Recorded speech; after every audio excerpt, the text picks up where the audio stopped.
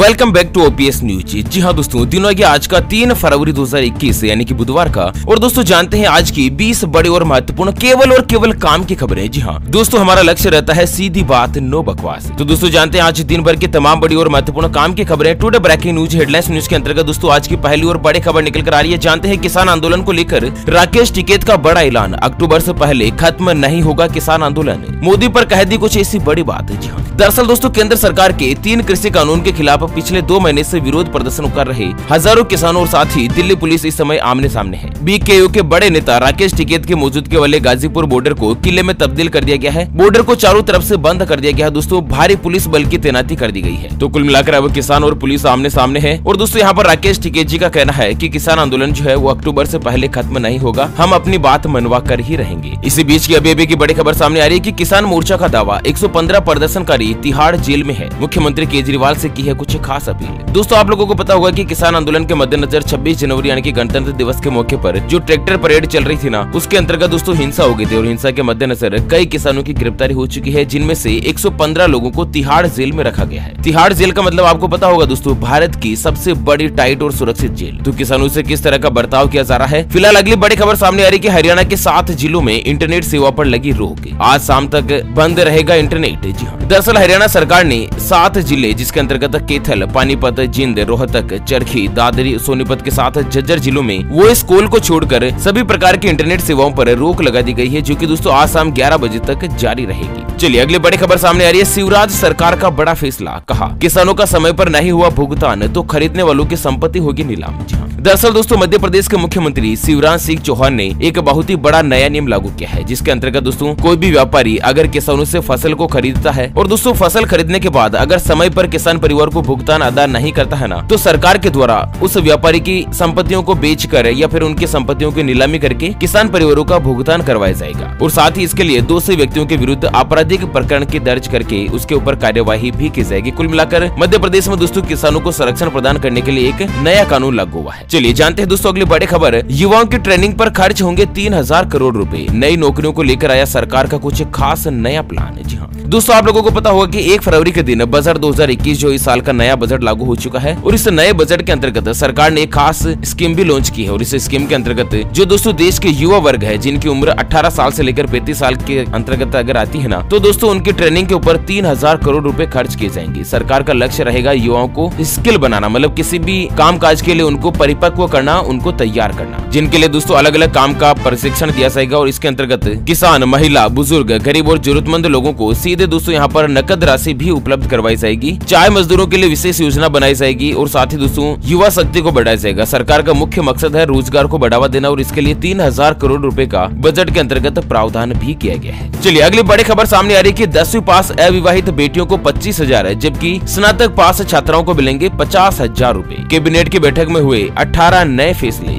दरअसल दोस्तों बिहार से बड़ी खबर आ रही है। बिहार के मुख्यमंत्री नीतीश कुमार की अध्यक्षता में कल मंगलवार को बुलाई गई एक बैठक के अंतर्गत कई महत्वपूर्ण मुद्दों पर फैसले लिए गए, जिसके अंतर्गत दोस्तों बालिका शिक्षा को बढ़ावा देने के लिए बिहार राज्य में स्नातक पास सभी छात्राओं को 50,000 रुपए, जबकि इंटर पास अविवाहित बेटी जिसकी शादी नहीं हुई है उनको 25,000 रुपए की सहायता राशि दी जाएगी। तो इस तरह का एक बड़ा फैसला लिया है। स्नातक के अंतर्गत चाहे विवाहित है या अविवाहित है, सभी को दोस्तों यहाँ पर 50,000 रुपए की सहायता राशि जो है ना, हर एक बेटी को सरकार की तरफ से दी जाएगी। कुल मिलाकर दोस्तों बालिका शिक्षा को लेकर हर राज्य की सरकार एक महत्वपूर्ण मसौदे को लेकर यहाँ पर नियम और स्कीमें जो तैयार करने में लगी है। वैसे दोस्तों आप कौन से राज्य में रहते हैं, एक बार बताना जरा वीडियो के नीचे कमेंट बॉक्स में, ताकि अगले वीडियो में आपके राज्य से जुड़ी हर एक खबर और महत्वपूर्ण गतिविधि को आप तक दोस्तों रूबरू कर सके। चलिए बड़ी खबर सामने आ रही है दोस्तों की महिला को देर रात तक थाने में रखा, महाराष्ट्र पुलिस पर लगा 1 लाख रुपए का जुर्माना। जी हाँ, दरअसल दोस्तों महाराष्ट्र राज्य के मानव अधिकार आयोग ने अमरावती के पूर्व कमिश्नर और वर्तमान में जो दोस्तों कमिश्नर है, उन दोनों के खिलाफ एक महिला को पूछताछ करने के लिए देर रात थाने बुलाए जाने पर 1 लाख रुपए का जुर्माना यानी कि फाइन किया है। जबकि सुप्रीम कोर्ट का आदेश है दोस्तों, आपको बता दें कि पूरे भारत देश में किसी भी महिला को सूर्यास्त के पश्चात पुलिस स्टेशन नहीं बुलाया जाएगा। यहाँ पर दोस्तों महिलाओं को संरक्षण करने के लिए पुलिस थाने में चाहे यहाँ पर दोस्तों महिला पुलिसकर्मी ही क्यों न हो, बिना कोर्ट के आदेश पर किसी भी महिला चाहे वो क्रिमिनल ही क्यों न हो, उसको दोस्तों सूर्योदय से पहले और सूर्यास्त के पश्चात तक थाने में नहीं बिठाया जा सकता है और न ही बुलाया जा सकता है। तो महाराष्ट्र पुलिस के द्वारा दोस्तों इस तरह का काम किया गया। तो राज्य मानवाधिकार आयोग के द्वारा महाराष्ट्र पुलिस के कमिश्नर पर 1 लाख रुपए का जुर्माना लगाकर उनको दंडित किया गया। दोस्तों नियम तो सबके लिए बराबर रहेंगे ना, चाहे पुलिस में है, चाहे कमिश्नर है, चाहे आम जनता ही क्यों ना हो। और उसी के साथ अगली बड़ी खुशखबरी सामने निकल कर आ रही है कि सरकार फ्री में दे रही है एलपीजी कनेक्शन और साथ में मिलेंगे 1600 रुपए भी। जी हाँ, आप किस तरह से उठा सकते हैं इस योजना का फायदा, जी हाँ जानते हैं दोस्तों पूरी खबर डिटेल के साथ। लेकिन उससे पहले हमेशा की तरह एक नजर डाल लेते हैं आज के माइंड क्विज यानी कि गिवे वाले सवाल की तरफ। तो दोस्तों आज का माइंड क्विज वाला सवाल आप स्क्रीन पर देख पा रहे हैं। हमारे देश हिंदुस्तान यानी कि भारत का प्रथम नागरिक कौन होता है? जी हाँ दोस्तों दोबारा सुन लीजिएगा, भारत देश का प्रथम नागरिक कौन होता है? ऑप्शन ए प्रधानमंत्री, ऑप्शन बी राष्ट्रपति। तो दोस्तों फटाफट से लिखना है क्वेश्चंस का सही जवाब इस वीडियो के नीचे कमेंट बॉक्स में और बन जाना है ओपीएस न्यूज के ब्रिलियंट्स कम्युनिटी मेंबर में शामिल। और हाँ, किसी एक खास कमेंट्स को सेलेक्ट किया जाएगा हमारी ओपीएस न्यूज टीम की तरफ से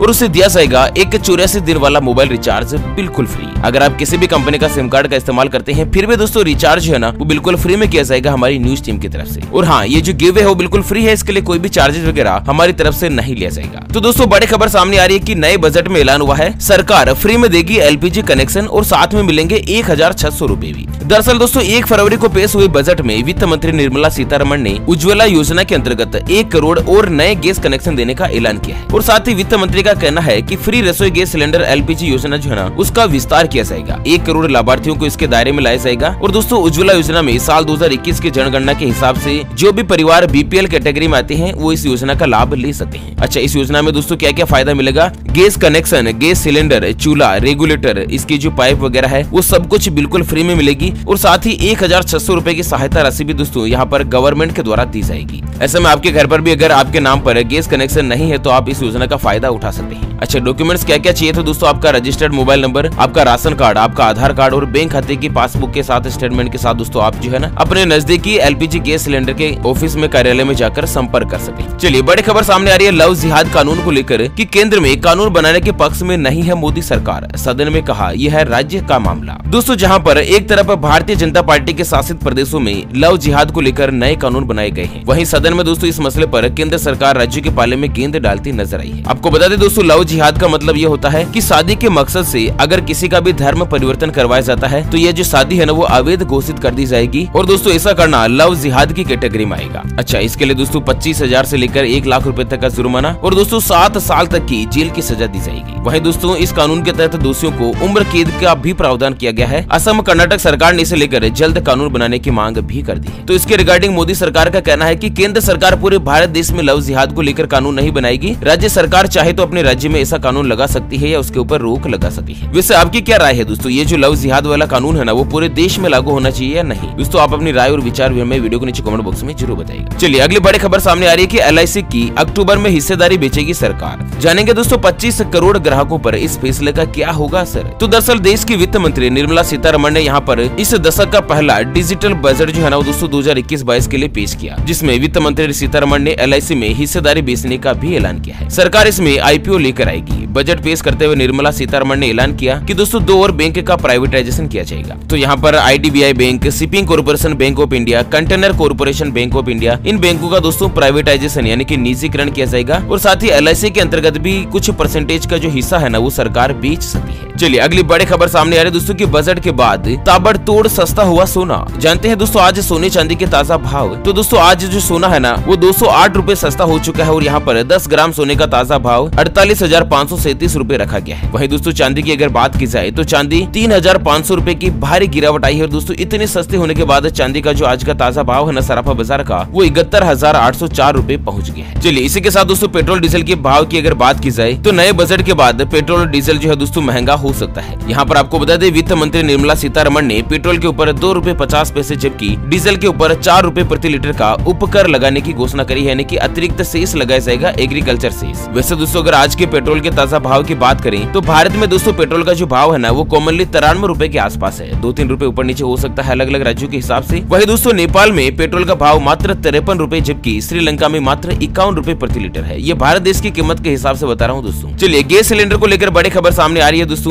रसोई में लगा महंगाई का झटका, बढ़ गई एलपीजी सिलेंडर की कीमत। जी हाँ दोस्तों यहाँ पर हर महीने की पहली तारीख को रसोई गैस सिलेंडर के भाव या तो घटते हैं बढ़ते हैं, कुल मिलाकर भाव बदलते हैं। इस साल बजट जो है दोस्तों यहाँ पर 1 फरवरी को लॉन्च किया किया गया तो दोस्तों गैस के जो भाव है ना वो दोस्तों 2 दिन बाद बढ़े हैं। आज के ताजा भाव की बात की जाए तो दोस्तों कमर्शियल एलपीजी सिलेंडर जो कि 19 किलो का होता है वो 190 रुपए महंगा हो चुका है। हालांकि 14 किलो 200 ग्राम का जो सिलेंडर है ना उसमें कोई भी बदलाव नहीं किया गया है। इसमें रेट जो है दोस्तों फिलहाल पहले की तरह ही रखी गई। चलिए गैस सिलेंडर को लेकर एक और बड़ी खबर भी सामने आ रही है कि अब एक मात्र मिस्ड कॉल करके दोस्तों आप बुक कर सकते हैं रसोई गैस का सिलेंडर। इंडियन कंपनी ने कर दी है घोषणा। तो दोस्तों अगर आप भी इंडियन कंपनी के ग्राहक है तो यहाँ पर जो मैं आपको नंबर बता रहा हूँ 8454955555 इस नंबर पर आप मिस्ड कॉल करके गैस सिलेंडर की बुकिंग के बारे में कंफर्म कर सकते हैं और साथ ही इस नंबर पर कॉल करके आप नया कनेक्शन के लिए भी दोस्तों अप्लाई कर सकते हैं। ठीक है ना, मिस्ड कॉल करते ही दोस्तों आपका जो गैस सिलेंडर है ना वो बुक हो जाएगा। चलिए अगली बड़ी खबर में आपको बता दें दोस्तों कि इस नए साल के बजट में इनकम टैक्स रेट में कोई भी बदलाव नहीं हुआ है। जो महत्वपूर्ण बदलाव हुआ है कि जिनकी उम्र 75 साल या इससे ज्यादा है ना उनको दोस्तों टैक्स भरने से छूट प्रदान करी है। वो इनकम टैक्स रिटर्न फाइल नहीं भी करें तो भी दोस्तों उनको टैक्स नहीं देना होगा। बाकी तो आपको पता ही है दोस्तों नॉर्मली भारत देश में अगर 2,50,000 रुपए तक साल की नेट इनकम होती है तो दोस्तों उसके ऊपर कोई भी टैक्स नहीं लगता है। जैसे ही आपकी नेट इनकम खर्चों के बगैर अगर 2,50,000 रुपए से ज्यादा होती है तो दोस्तों आपको इनकम टैक्स देना होगा सरकार की पॉलिसी के हिसाब से, परसेंटेज के हिसाब से। वैसे दोस्तों जानकारी के मुताबिक